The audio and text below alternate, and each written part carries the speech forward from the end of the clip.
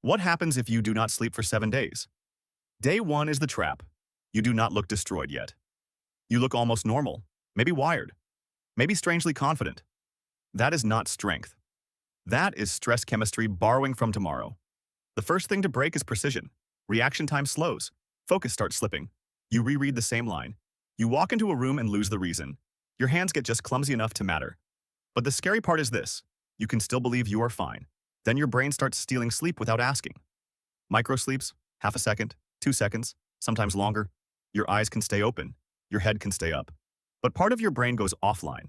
If you are driving, cooking, crossing a road, or holding a tool, one stolen second can be enough to get you killed. Now the body starts treating the night like a threat. Cortisol rises, heart rate can climb. Blood pressure can push higher. You are not becoming a superhuman. You are becoming an alarm system with a body attached. Emergency mode is useful for minutes. You are forcing it to run all night. By morning, the first piece of you is already missing. Clean control. Day 2. Now the damage moves deeper. Day 1 broke clean control. Day 2 starts breaking judgment. This is where bad decisions begin to feel normal. The prefrontal cortex starts losing grip. That is the part of the brain that says, wait, think, do not say that, do not do that, this is a bad idea. Without sleep, that voice gets weaker. You become easier to irritate, easier to distract, easier to convince yourself that stupid choices make sense. And the cruel part is this. The part that should notice the damage is part of what is being damaged. So you do not just think worse. You trust worse thinking. Your mood starts turning against you. Small problems feel personal. Normal sounds feel sharper. People feel more annoying. Your patience gets thinner. You're not becoming honest. You're losing emotional breaks. Memory starts leaking too. Not childhood memories, not big memories. Right now, memories. You open something, then forget why. You start a sentence, then lose the end of it. The present moment stops sticking. Your brain is still making thoughts, but it is worse at holding them together. And under the surface, your immune system is already paying. Sleep is when your body organizes defense. Without it, inflammation rises. Immune signals get messier. Recovery gets slower. You are not just tired. You are becoming easier to break. Day 3. By day 3, you can start looking damaged from the outside. Your movement gets uglier. Not dramatic, not cinematic, just wrong enough. Your hands miss small things. Your balance feels less clean. Your speech can slow down. Your face looks flat. Your eyes are open, but no one is fully home. This is why sleep deprivation can look like being drunk. The brain is not coordinating the body cleanly anymore. It has to spend more effort to do basic things. Walking, speaking, choosing, remembering, acting normal. Everything costs more. And because everything costs more, your brain starts cutting corners. You become less flexible. If something changes, you adapt slower. If a problem appears, you solve it worse. A simple question can feel strangely hard. This is not laziness. This is working memory breaking. Working memory is the mental table where you hold information while using it. After enough sleep loss, that table gets smaller, then messier. Then things start falling off. You forget what you were doing while you are still doing it. That is when sleep deprivation stops being an inconvenience.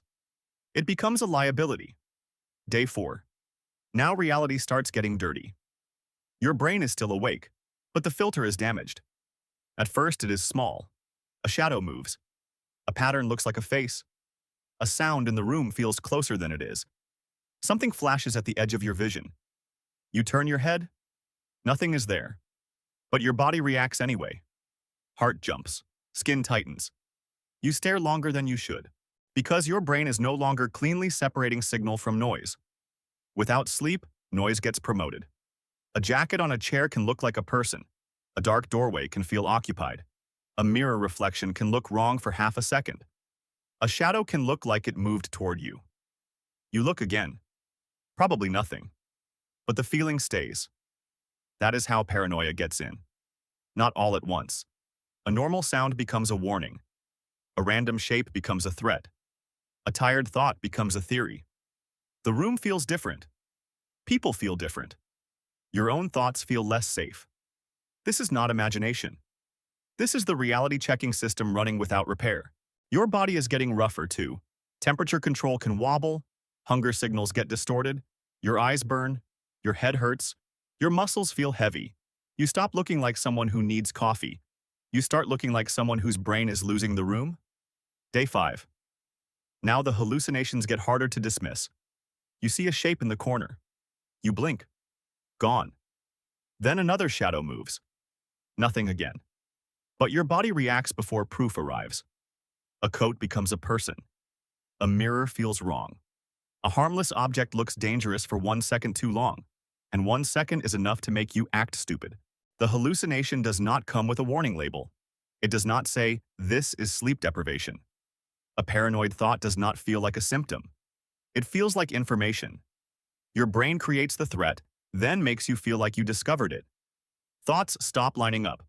You start a sentence and lose it halfway through. You feel watched, followed, targeted. This is psychosis territory. The reality-checking system is malfunctioning. And now the malfunction can speak in your own voice. It can tell you, something is wrong, someone is lying, you are in danger, do something now. Day 6. By day 6, the danger is not only what you see. It is what you do because you believe it. You are awake, but awake does not mean safe. Your hands are clumsy. Your judgment is broken. Your fear system is too loud. That is a horrible combination. You pick up a knife to cut food. Your hand slips. For a rested person, that is just a mistake. For a sleep-deprived brain, the reaction comes late. The knife drops. You move wrong. You grab too slowly. You step into danger instead of away from it. 1 stupid second becomes blood on the floor. You drive home because you think you can handle it. Then the road bends. Your brain updates late. You turn too much, or not enough, or into the wrong lane. You do not need to fall asleep completely. You only need 1 broken correction at highway speed. You cook something, the pan is hot, the flame is on, your attention disappears. You smell burning after the damage has already started. This is the horror of day 6. You can still act, still drive, still cook, still argue, still leave the house, but the person making those choices is running on a brain that is failing. You drive home because you think you can handle it. Then the road bends. Your brain updates late, you turn too much, or not enough, or into the wrong lane. You do not need to fall asleep completely. You only need 1 broken correction at highway speed. You cook something, the pan is hot, the flame is on, your attention disappears. You smell burning after the damage has already started. This is the horror of day 6. You can still act, still drive, still cook, still argue, still leave the house, but the person making those choices is running on a brain that is failing. Day 7. 7 days without sleep is emergency territory. Not because every person instantly dies. The danger is worse than a countdown. You are alive, but the control room is damaged. Memory is unreliable. Perception is unreliable. Judgment is unreliable. Emotion is unreliable. You can be wrong and feel certain. You can be scared and invent a reason. You can be confused and still act. At this point, the question is not, can you stay awake? The question is, what will your broken brain make you do while you are awake? Sleep deprivation does not need to stop your heart. It can use your mistakes. A fall, a road, a stove, a tool, a panic reaction. The body does not need to shut down all at once. It only needs the wrong system to fail at the wrong second. Beyond a week, human data gets messy. Experiments like this are dangerous and unethical. The famous survival stories do not prove it is safe. They prove some people made it back. That is different. Push sleep deprivation far enough, and the body starts losing stability. Temperature regulation fails. Immune defense collapses. Metabolism breaks. Organs stop coordinating cleanly. Closing. Day 2 steals judgment. Day 3 steals coordination. Day 4 steals reality. Day 5 steals trust in your own mind. Day 6 turns simple objects into serious risks.